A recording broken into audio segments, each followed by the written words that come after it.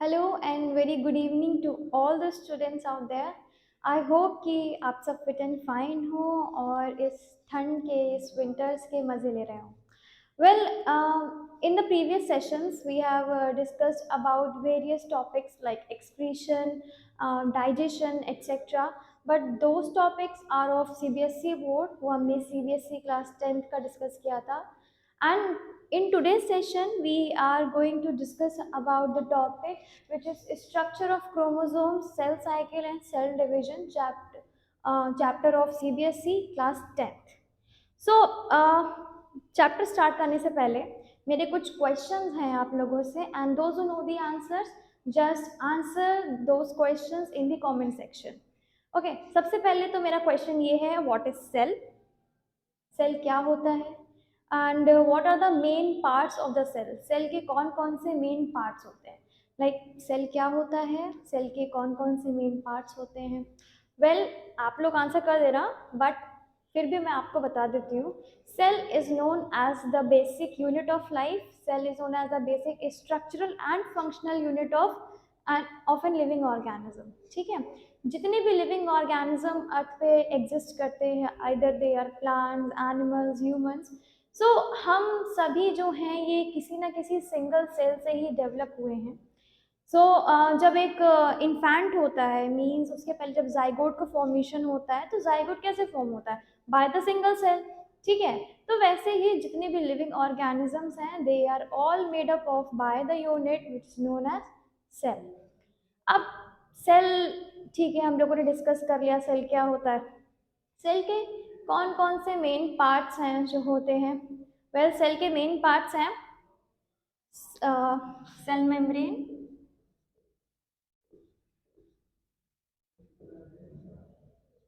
Cell membrane, इसको हम लोग प्लाज्मा मेम्ब्रेन भी कहते हैं। सेल मेम्ब्रेन जो होती है सेल की आउटर लेयर होती है जो कि सेल को प्रोटेक्ट करती है फ्रॉम गेटिंग इंजर्ड। ओके, इसके बाद जो मेन पार्ट होता है, मेन पोर्शन होता है, that is known as cytoplasm. ठीक है, साइटोप्लाज्म क्या होता है? Cytoplasm is a dense fluid which is present inside the cell. ठीक है, सेल समझ लो कि एक बॉल है। ठीक है, इट्स लाइक अ स्लाइम।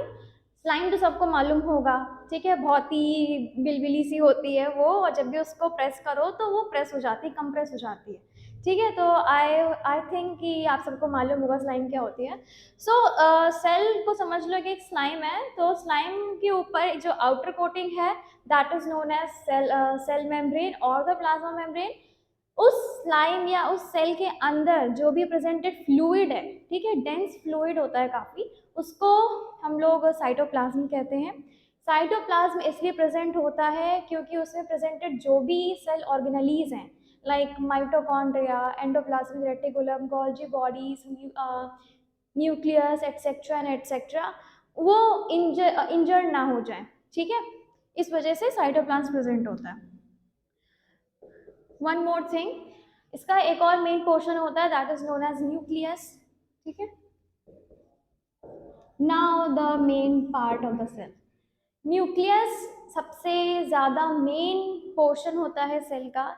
अगर न्यूक्लियस नहीं होगा तो जो हमारे सेल में प्रेजेंटेड डीएनए है, लाइक जो जेनेटिक मटेरियल है, वो फिर हमारा सेल कैरी नहीं करेगा, एंड जो भी इंफॉर्मेशन, जेनेटिक इंफॉर्मेशन हमारे पेरेंट्स से हमको मिलती है, जो भी कैरेक्टर्स का ट्रांसमिशन होता है, दे विल गेट स्टॉप। ठीक है, तो वो चीज़ ट्रांसमिट नहीं हो पाएगी from the parents to offspring. So nucleus is the most important and the most important part of the cell.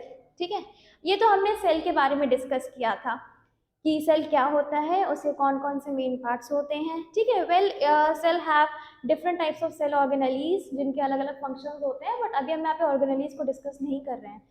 ठीक है, नाउ अब क्या होता है, हमने न्यूक्लियस स्टडी कर लिया। ठीक है, न्यूक्लियस का जब आप स्ट्रक्चर देखते होगे, जब भी आप सेल को स्टडी करते हो, तो उसमें न्यूक्लियस एक पोर्शन आता है, उसमें न्यूक्लियस का स्ट्रक्चर आपको दिया हुआ होता है। ठीक है, न्यूक्लियस के अंदर क्या क्या चीजें प्रेजेंट होती हैं, that is important. Suppose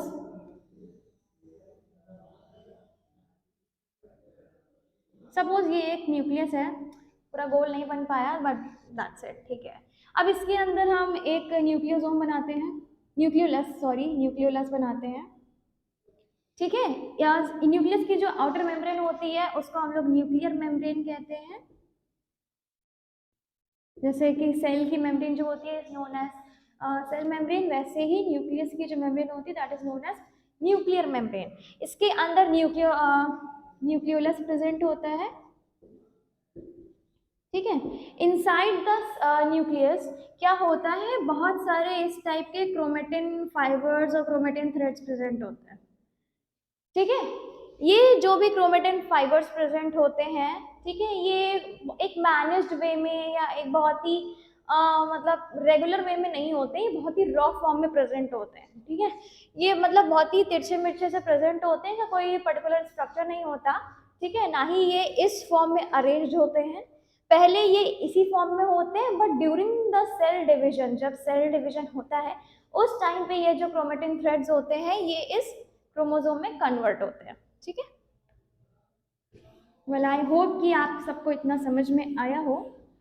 now अब कई बच्चों का क्वेश्चन होता है कि क्रोमेटिन क्या होता है, सेंट्रोमियर क्या होता है, क्रोमोसोम क्या होता है, कई बच्चे इसमें कंफ्यूज होते हैं, ठीक है। So let me tell you कि ये जो स्ट्रक्चर आप देख रहे हो, ये जो स्ट्रक्चर है एक क्रोमोसोम का स्ट्रक्चर है, ठीक है। अब जो यहाँ पे क्रोमेटिन है, क्रोमेटिन थ्रेड्स हमने बताया कि बहुत ही रॉ फॉर्म में थ्रेड लाइक स्ट्रक्चर न्यूक्लियस के अंदर प्रेजेंट होता है, ठीक है। उन्हीं क्रोमेटिन के अंदर डीएनए प्रेजेंट होते हैं और उन्हीं डीएनए में जीन्स प्रेजेंट होती हैं जो कि जेनेटिक मटेरियल कैरी करती हैं, ठीक है, the information of like parents, ठीक है। जो भी कैरेक्टर्स हैं हमारे पेरेंट्स में, जो भी चीज़ें होती हैं, जो भी उनकी हैबिट्स होती हैं, जो भी उनके कैरेक्टर्स हैं, वो जब ऑफस्प्रिंग में जाते हैं तो उन्हीं जीन्स के थ्रू जाते हैं, ठीक है। So chromatin are the raw and the thread like structure which is present inside the nucleus, and chromosomes are like the condensed and the managed form of this chromatin threads, okay। now DNA क्या होता है, what is DNA? DNA stands for deoxyribonucleic acid,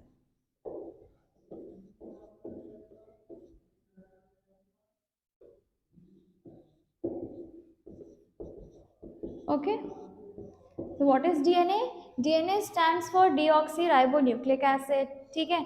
DNA क्या होता है, जिसको भी मालूम है प्लीज कमेंट सेक्शन में उसका आंसर जरूर देना।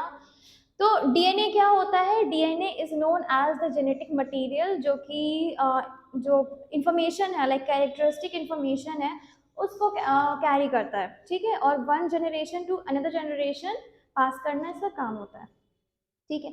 डीएनए का स्ट्रक्चर आप लोगों ने देखा होगा जब भी आप स्टडी करते हो, तो डीएनए का स्ट्रक्चर कुछ इस टाइप का होता है,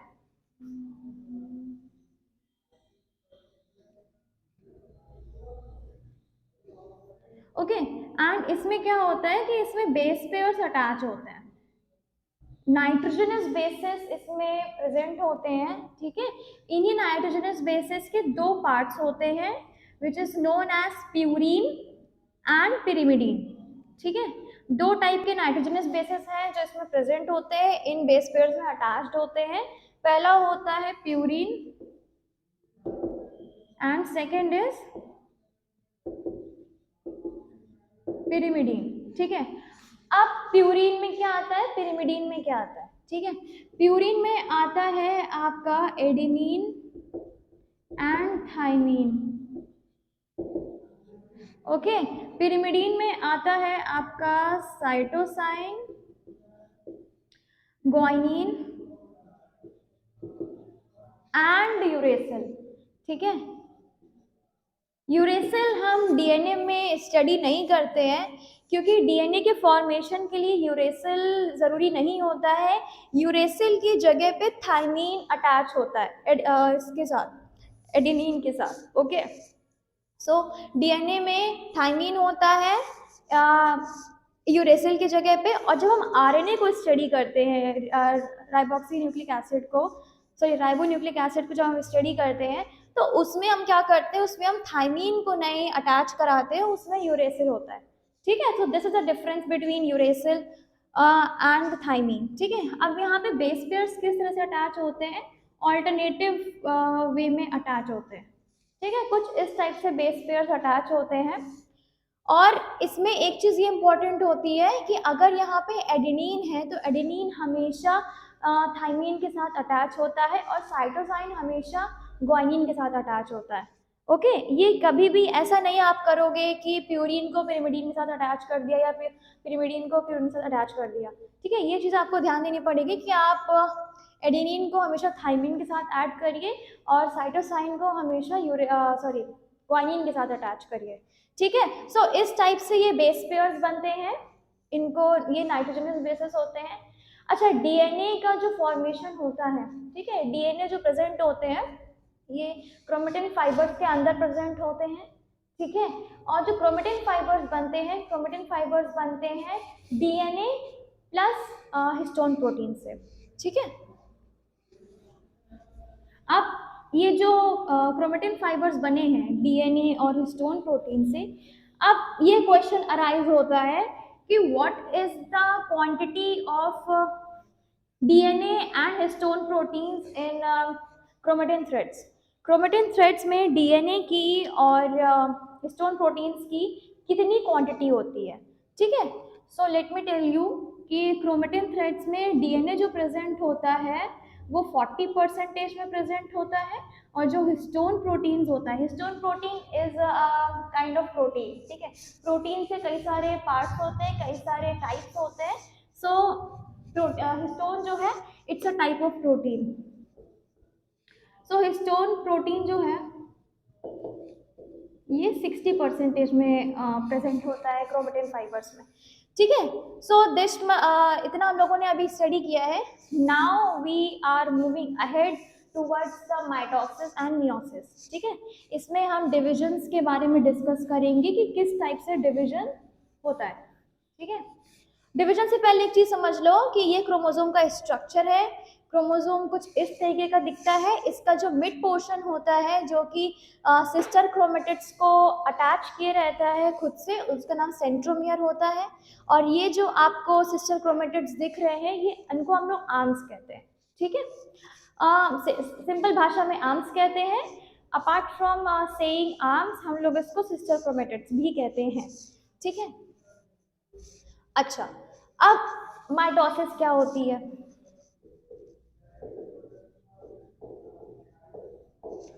कई लोग कंफ्यूज होते हैं माइटोसिस में और मियोसिस में, ठीक है। Mitosis is known as the equational division, ठीक है, और ये सोमैटिक सेल्स में होता है, ठीक है। सबसे पहला mitosis is known as the equational division, ठीक है। इक्वेशनल डिवीजन में होता है, सॉरी इक्वेशनल डिवीजन होता है, कहाँ होता है? सोमैटिक सेल्स में। सोमैटिक सेल्स में होता है, ठीक है। रिप्रोडक्टिव सेल्स में नहीं होता है। रिप्रोडक्टिव सेल्स जो होते हैं या रिप्रोडक्टिव ऑर्गन्स में जो प्रेजेंटेड सेल्स हैं उनमें हमेशा मियोसिस होता है, ठीक है। ये चीज हमेशा आप लोग याद रखिएगा। इसमें जो डॉटर सेल्स फॉर्म होती हैं, ठीक है, वो हमेशा डिप्लॉइड नंबर होती है, ठीक है। सब जैसे कि इसमें क्या होता है कि सिंगल जो मदर सेल होती है जब उसका डिवीजन होता है तो वो 2 डॉटर सेल्स फॉर्म करती हैं, ठीक है।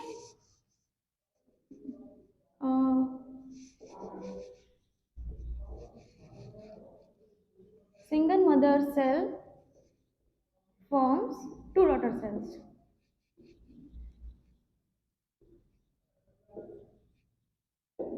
ठीक है। लेकिन इसमें ये चलो ठीक है, अच्छा है, इसमें एक ही फेज होता है, मतलब कि सिंगल इसमें पीमैट होता है। पीमैट को हम लोग प्रोफेज, मेटाफेज, एनाफेज, टीलोफेज इसको स्टडी करते हैं, ठीक है। सिर्फ एक ही फेज में सब कुछ कंप्लीट हो जाता है, ठीक है।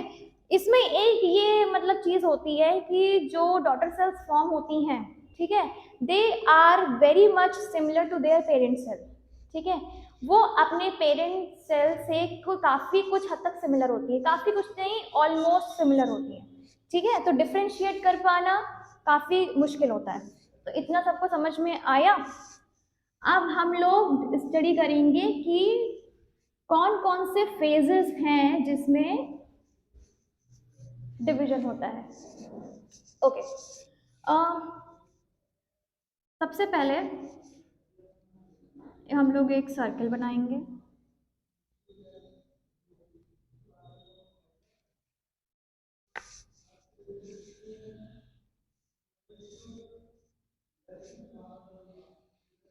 It's a kind of circle, चलो ठीक है, समझ में आ ही जाएगा तुम लोगों को। फाइन। अब इसमें क्या होता है, पहली बात तो हम लोग इसको डिवाइड करेंगे।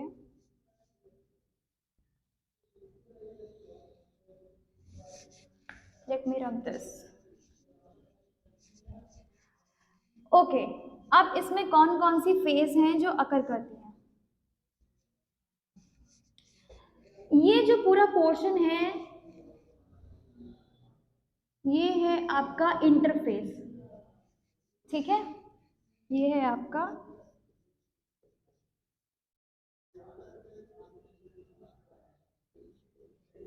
इंटरफेस। ठीक है, इंटरफेस एक तरह से समझ लो ग्रोथ का फेस होता है या प्रिपरेशन का फेस उसको कह सकते हो आप। ठीक है, सबसे पहले है आपका जीवन फेस, जिसमें कि आपके सेल की ग्रोथ होती है, जिसमें आपका सेल काइंड ऑफ मेच्योर होता है। ठीक है, साइज में ग्रोथ होती है और काइंड ऑफ मेच्योर भी होता है। ठीक है, ये आपकी जीवन फेज होती है। इसके बाद फेज आती है S phase. S phase means DNA synthesis phase. Synthesis phase generally कहते हैं बट डीएनए सिंथेसिस होती है ये फेज, डीएनए सिंथेसिस फेज। ठीक है, इसके बाद जो फेज आती है that is known as G2 phase. G2 phase is also the cell growth phase। ठीक है, यहां तक सेल पूरी तरीके से कंप्लीटली मैच्योर हो जाता है। ठीक है, इसके बाद ये जो फेज होती है that is known as M phase और माइटोटिक फेज। ठीक है, सो ये जो फेज है ये आपके माइटोटिक फेज होती है, जिसमें कि आपके सेल का डिवीजन होता है प्रॉपरली, जिसमें कि आपके कई सारे फेजेस इंक्लूड होते हैं, prophase, metaphase, anaphase and telophase. ठीक है, ये जो लेकिन फेज है ये मेजरली आपके कैरियोकाइनेसिस के लिए होती है। ठीक है, हमने अभी डिवीजन की बात की है, तो डिवीजन दो तरीके से होता है, दो स्टेजेस में होता है। ठीक है, या दो स्टेप्स कह लो। पहला होता है कैरियोकाइनेसिस, सेकंड इज साइटोकाइनेसिस। अब क्वेश्चन ये आता है कि कैरियोकाइनेसिस क्या होता है और साइटोकाइनेसिस क्या होता है। अच्छा, कैरियोकाइनेसिस क्या होता है, मींस कैरियन मतलब क्या होता है। आई थिंक ये सबको समझ में आ गया होगा, so I am going to rub it.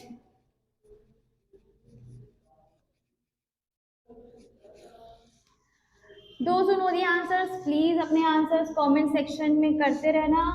And